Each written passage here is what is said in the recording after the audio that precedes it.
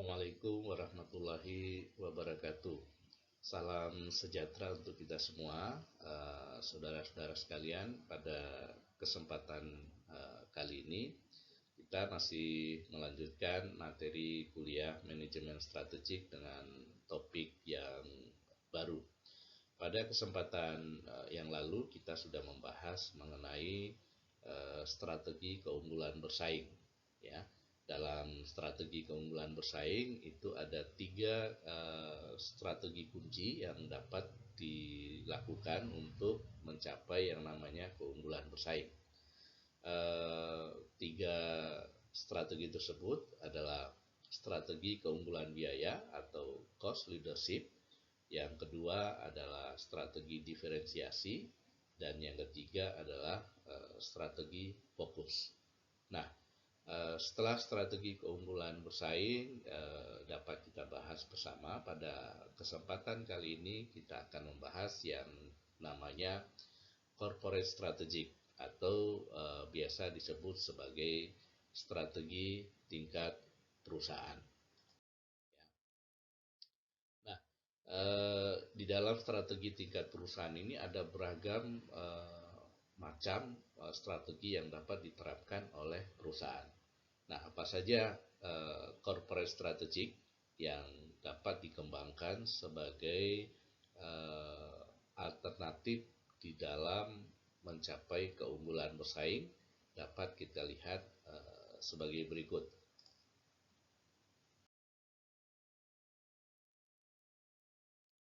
Ada 6 jenis ya corporate strategic yang dapat dikembangkan oleh perusahaan. Yang pertama, perusahaan dapat memilih strategi pertumbuhan, ya.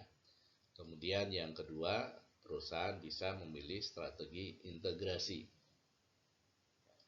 Yang ketiga, perusahaan bisa memilih strategi diversifikasi. Ya, selanjutnya strategi corporate strategic itu mencakup strategi pembenahan diri. Lalu ada akuisisi, likuidasi, dan divestasi. Berikut adalah strategi kombinasi. Nah, setiap perusahaan baik dalam skala besar, menengah maupun kecil dapat memilih salah satu atau lebih dari sejumlah alternatif dari corporate strategic ini. Ya, jadi tergantung kepada sumber daya yang dimiliki oleh perusahaan. Ya, nah ada perusahaan yang bisa menerapkan 3 strategi corporate ini, namun ada juga yang menerapkan hanya 1 strategi. Nah, itu kembali lagi bergantung kepada sumber daya yang dimiliki oleh perusahaan. Nah, baik, kita coba memahami dulu apa sih sebenarnya corporate strategic itu, ya. Corporate strategic itu adalah sebuah cara perusahaan untuk menciptakan nilai, ya, melalui konfigurasi dan koordinasi. Konfigurasi dan koordinasi itu tadi seperti yang saya sebutkan, bisa memilih salah satu atau 2 maupun 3 alternatif strategi, ya. Jadi merupakan upaya perusahaan dalam menciptakan nilai melalui konfigurasi dan koordinasi aktivitasnya, ya, di berbagai pasar. Nah, ini saya kutip dari pendapatnya Collis dan Montgomery, ya, tahun 2005. Baik, kita mulai dari pemahaman tentang strategi pertumbuhan. Apa itu strategi pertumbuhan? Strategi pertumbuhan adalah strategi yang dirancang untuk menciptakan atau mencapai pertumbuhan dalam penjualan, dalam aktiva, laba, atau kombinasi dari semuanya. ya. Jadi itu makna daripada strategi pertumbuhan. Nah, sekarang muncul pertanyaan, apa sasaran yang ingin dicapai dalam penerapan strategi pertumbuhan itu? Ya. Nah, adapun sasaran yang ingin dicapai dalam penerapan strategi pertumbuhan, pertama, ya, perusahaan ingin meningkatkan eh, volume penjualan, ya, itu yang pertama. Kemudian yang kedua, perusahaan ingin meningkatkan pangsa pasar dibanding dengan pesaing. Sasaran ketiga adalah pencapaian laba. Ya, tentu pencapaian laba ini diperoleh dari meningkatnya volume penjualan atau meningkatnya pangsa pasar. Yang berikutnya dalam rangka keanekaragaman produk. Nanti akan ada jenis-jenis daripada strategi pertumbuhan itu, ya. Kemudian yang berikutnya adalah penguasaan teknologi. Penguasaan teknologi. Bisa jadi perusahaan ingin mengoptimalkan teknologi yang dimiliki. Oke, nah apa saja pilihan perusahaan dalam penerapan strategi pertumbuhan, atau bahasa sederhananya adalah jenis-jenis dari strategi pertumbuhan.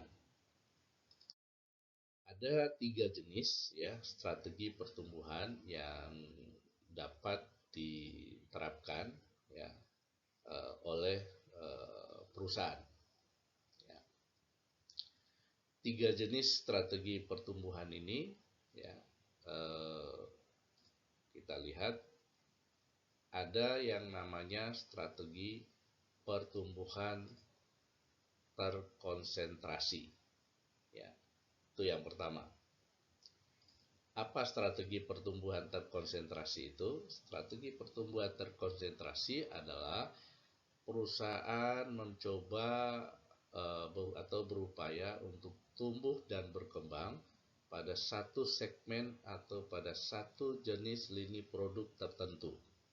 Ya, jadi terkonsentrasi ini perusahaan tidak mengembangkan lini produk lain, tetapi tetap atau fokus pada segmen atau satu jenis lini produk. Yang kedua yang disebut dengan perluasan pasar. Ya.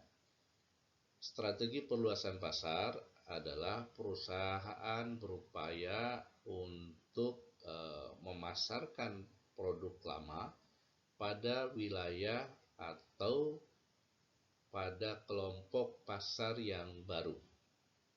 Ya. Kemudian yang ketiga adalah strategi pengembangan produk. Ya, strategi pengembangan produk ini adalah upaya perusahaan untuk mengembangkan produk baru, baik melalui akuisisi atau menciptakan sendiri untuk dipasarkan, ya, pada pasar baru atau lama. Jadi pada pengembangan produk ini perusahaan sudah mengeluarkan jenis produk yang baru. Nah, produk baru itu dipasarkan pada kelompok pasar yang lama ataupun baru. Ya, oke. Jadi ini 3 jenis strategi pertumbuhan yang dapat dipilih oleh perusahaan. Ya, dalam rangka apa? Tadi pencapaian yang disebut dengan keunggulan bersaing. Nah, untuk memahami tentang 3 jenis strategi pertumbuhan ini, dapat kita lihat beberapa contoh penerapan daripada strategi pertumbuhan. Contoh penerapan strategi pertumbuhan yang pertama, kita lihat apa yang dilakukan oleh HM Sampurna. Perusahaan tersebut melakukan aktivitas pemasaran dan promosi yang intensif dan besar-besaran untuk produk rokok gitu ya, merek Amel gitu ya. Tentu ini adalah jenis produk yang cukup lama, tetapi ini adalah inovasi baru yang dulunya dilakukan oleh HM Sampurna. Contoh kedua itu adalah apa yang dilakukan oleh Coca-Cola dengan menerapkan strategi penetrasi pasar ya, untuk meningkatkan pangsa pasar dengan melakukan upaya pemasaran yang lebih besar. Ya. Nah, ini Coca-Cola tentu menggunakan iklan sebagai bentuk daripada strategi pertumbuhan. Jadi pertumbuhan itu tidak hanya mencakup masalah core produknya, tetapi juga bisa mencakup tentang periklanan atau komunikasi. Yang ketiga, contoh yang dilakukan oleh PT Carrefour itu ya, dengan membuka berbagai gerai retail di berbagai kota besar di Indonesia.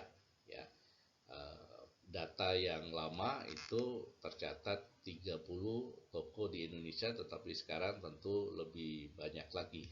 Gitu.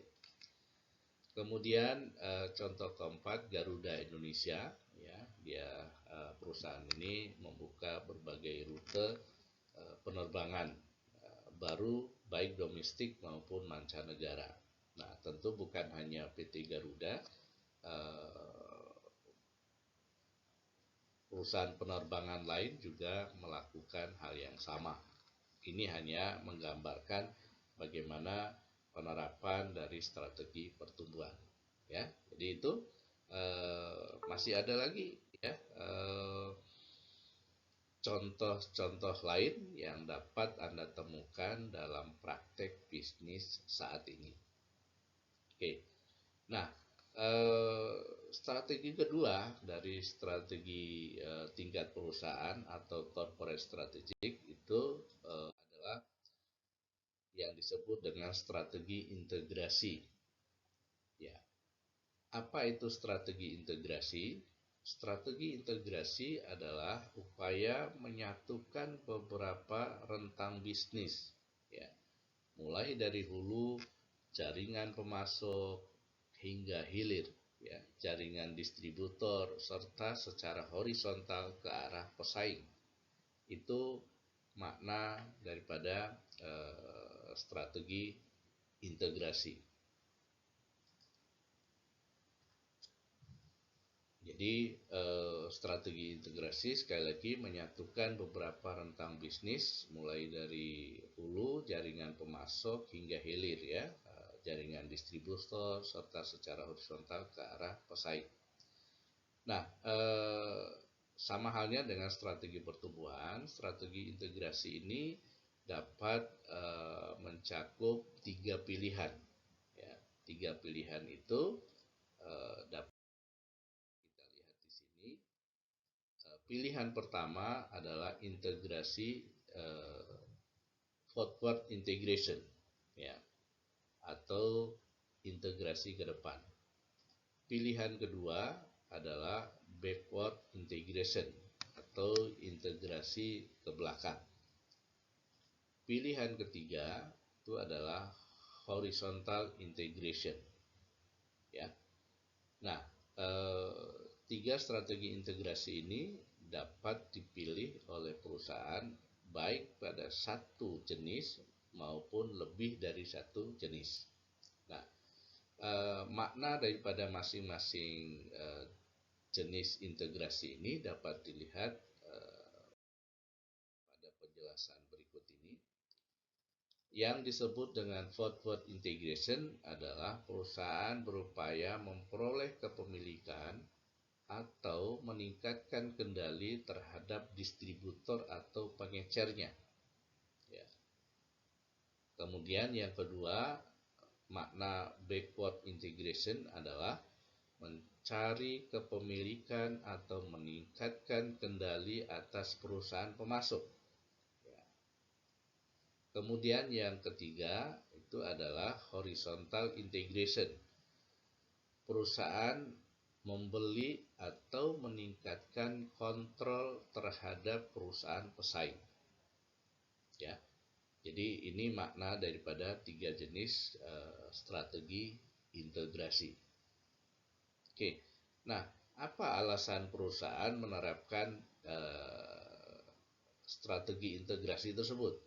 Bisa kita lihat pada penjelasan berikut ini. Jadi ada 4 alasan ya kenapa perusahaan melakukan integrasi. Pertama, tentu dalam rangka untuk meningkatkan kepastian pasok atau mutu bahan baku yang digunakan sebagai masukan produk. Nah, ini dalam pemahaman tadi, kalau kita tarik kembali, alasan pertama ini tentu mengacu kepada backward integration, yaitu menguasai ya pemasok atau membentuk, menciptakan sendiri pemasok ya untuk menjamin kepastian dalam hal pasokan bahan baku. Kemudian yang kedua, alasannya adalah perusahaan berharap dapat meningkatkan efisiensi ekonomi ya, yang ditimbulkan dari adanya kombinasi operasi, koordinasi dan pengendalian internal dan stabilitas hubungan dalam rantai produksi dari unit usaha yang terkait. Ya. Alasan ketiga, keinginan untuk menguasai lebih dalam teknologi dan operasi satu jenis bisnis tertentu. Ya, ini tentu mengacu kepada integrasi horizontal. Terakhir adalah memberikan peluang yang lebih besar dalam hal mendorong perusahaan menyempurnakan strategi diferensiasi. Ya, itu adalah 4 alasan di dalam strategi integrasi.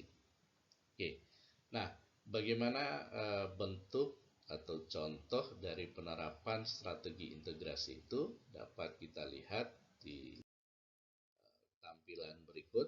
Ya, ini ilustrasi saja. Ya, ilustrasi bagaimana model strategi integrasi vertikal dan horizontal. Yang disebut atau yang dimaknai sebagai strategi integrasi vertikal ini adalah posisi misalkan produsen sepatu ya secara vertikal itu berintegrasi dengan pabrik kulit ataupun toko sepatu. Jika produsen sepatu berintegrasi dengan pabrik kulit, maka dia dikatakan atau disebut sebagai backward integration. Ya. Oke, jadi kemudian jika produsen sepatu berintegrasi dengan toko sepatu, ya, maka disebut forward integration atau integrasi ke depan. Oke, nah sebaliknya jika produsen sepatu, ya,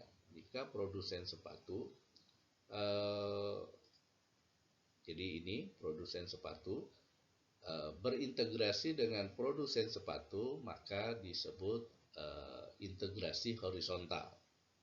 Demikian juga pabrik kulit dengan pabrik kulit, dia disebut sebagai integrasi horizontal. Oke, jadi sekali lagi integrasi vertikal itu menggambarkan bagaimana produsen sepatu berintegrasi dengan pabrik kulit maupun toko sepatu. Integrasi horizontal menggambarkan bagaimana produsen sepatu berintegrasi dengan produsen sepatu. Artinya produsen sepatu dengan produsen sepatu itu adalah perusahaan yang sejenis. Oke, nah contoh daripada penerapan strategi integrasi baik vertikal maupun horizontal dapat dilihat pada penjelasan berikut. Ini contoh penerapan strategi integrasi. Nah, yang pertama ini adalah perusahaan PT Kimia Farma membangun jaringan apotiknya sendiri, yaitu Apotik Kimia Farma. Nah, kalau kita lihat konteks contoh ini menunjukkan bahwa PT Kimia Farma melakukan strategi integrasi forward integration. Jadi berintegrasi dengan penyalurnya atau distributornya, ya, gitu ya. Nah, yang kedua misalkan PT Astra International menguasai saluran distribusi sampai hilirnya. Nah, kalau konteksnya nomor 2 ini contoh PT Astra International ini gitu ya. Berarti perusahaan atau PT Astra International mengembangkan strategi backward integration karena menguasai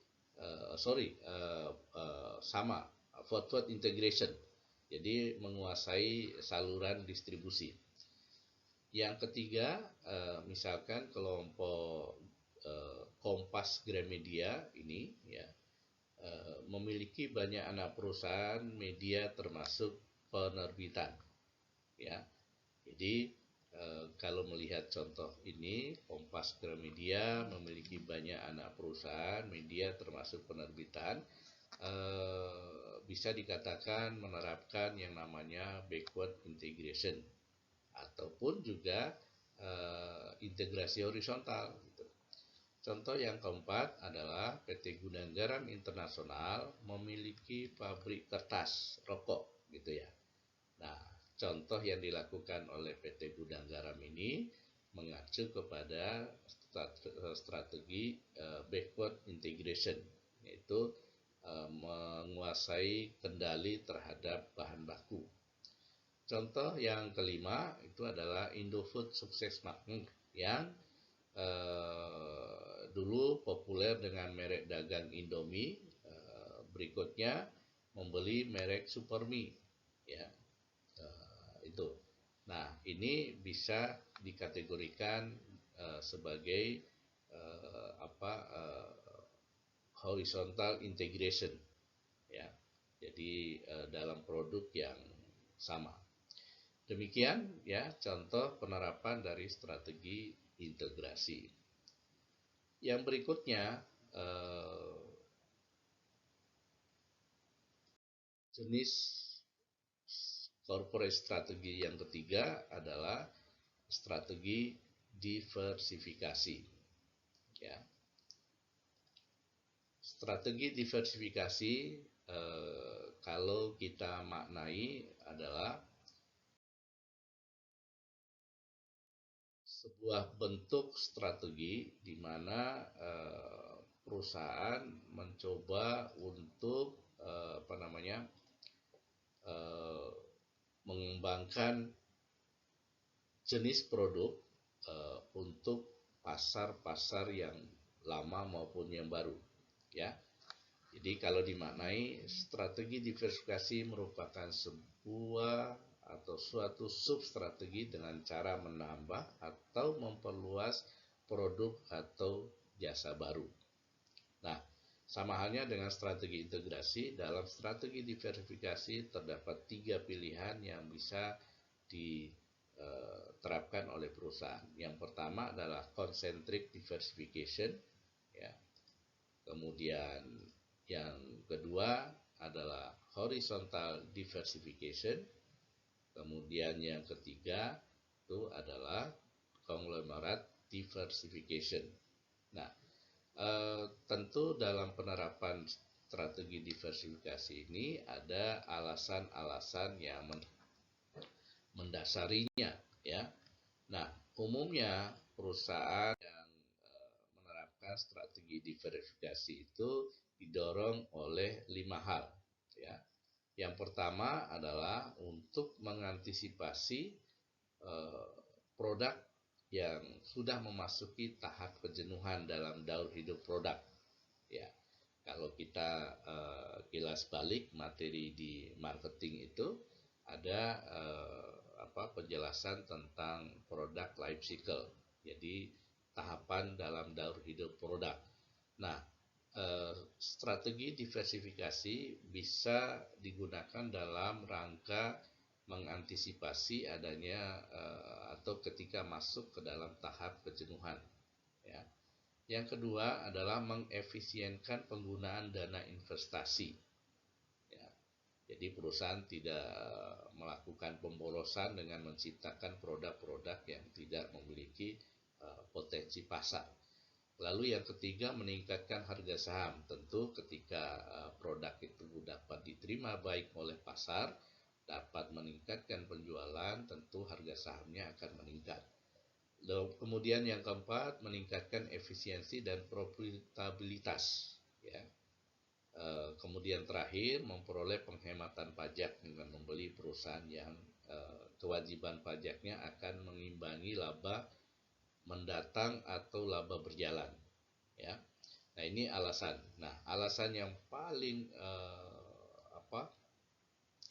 penting di dalam strategi diversifikasi itu adalah alasan yang pertama, ya, yaitu mengantisipasi produk yang sudah masuk tahap kejenuhan. Ini merupakan alasan yang paling dominan, ya, dilakukannya diversifikasi. Nah, tiga jenis diversifikasi itu dapat dijelaskan sebagai berikut, ya. Makna concentric diversification ini, ya, itu adalah menghasilkan produk atau layanan baru, ya, tetapi terkait dengan produk yang telah ada, ya. Jadi perusahaan membuat atau menciptakan produk baru tetapi ada kaitannya dengan produk lama. Kemudian horizontal diversification itu menghasilkan produk atau layanan baru tetapi tidak terkait dengan produk yang telah ada, namun pada konsumen yang sama. Ya. Kemudian yang ketiga, conglomerate diversification adalah menghasilkan produk atau layanan baru tetapi tidak terkait dengan produk yang telah ada dan bahkan sama sekali tidak sama dengan pada konsumen yang berbeda. Nah, ini konglomerasi. Konglomerasi ini perusahaan yang luar biasa, ya, memiliki berbagai macam jenis unit produknya. Oke, untuk memberi gambaran bagaimana tiga jenis ini dapat kita lihat pada contoh berikut, ya. Penerapan strategi diversifikasi, misalkan apa yang dilakukan oleh perusahaan mobil seperti Suzuki dan Honda itu memproduksi juga sepeda motor, ya. Kemudian kelompok usaha Kompas Gramedia, ya, masuk ke bisnis penerbitan, itu juga merupakan diversifikasi. Lalu Bank Lipo yang merupakan cikal bakal grup Lipo itu memutuskan untuk bergerak di sektor properti. Lalu contoh terakhir adalah Maspion, ya.